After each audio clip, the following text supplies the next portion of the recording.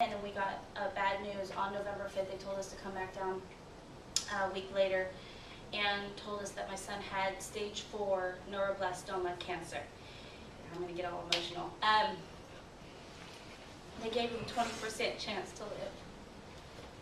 And, you know, with every parent that has to go through, or any family member that you have to go through, finding a child has cancer is probably one of the most hardest things, especially when the survival rate was 20%.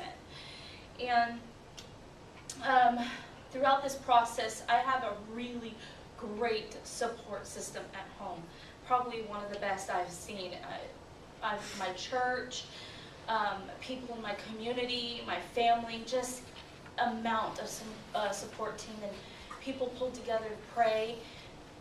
These prayers went around the world. I mean, 20,000 hits on one email said that they were praying around the world.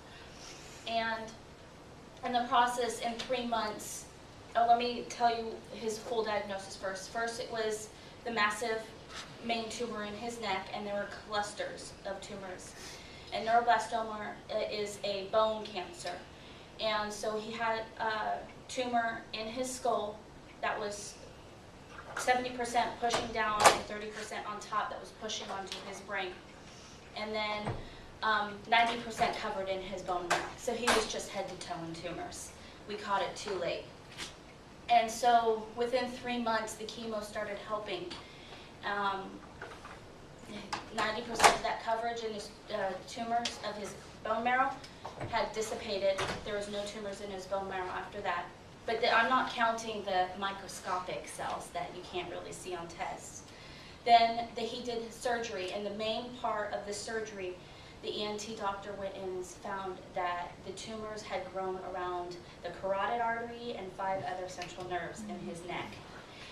And so he was afraid to cut the carotid artery, causing stroke, brain damage, death maybe. And so we sent out this prayer to everybody that we know.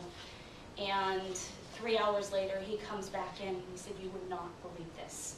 He said, "I went in and the tumors were just lying there.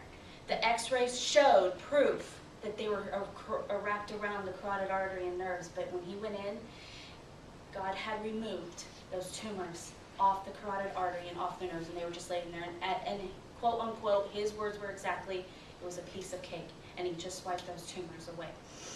Then, come to find out, 6 months later, his tumor has dissipated in his skull.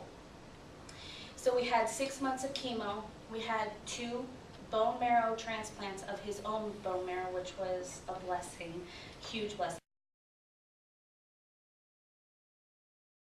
I've made it without my husband and my other son being here. You know, because they were able to stay here while I stayed in the hospital with my son, so that way he can help support our family.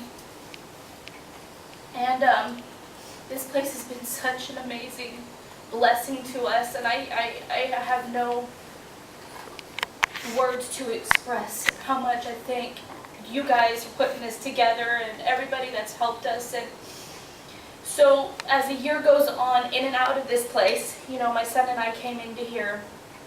The volunteers are great. They do a wonderful job with Elijah. And 10 months into this whole thing, after his 2 transplants, we got 12 days of radiation, 10 months, and the doctors claimed him cancer-free. He's in remission right now. And we are in the process of going through maintenance therapy. I wish he was here so you guys can see him. He's such a joy to be around. My son is so happy all the time, but right now he's super sick and he's in the hospital because the antibodies he's receiving makes him really sick, and so he's receiving IV fluids and nutrition right now.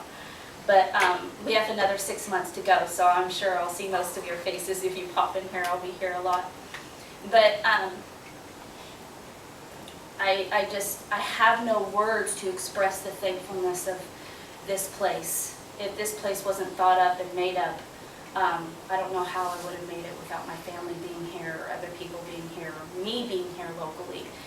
Driving back and forth 3 hours was not going to cut it.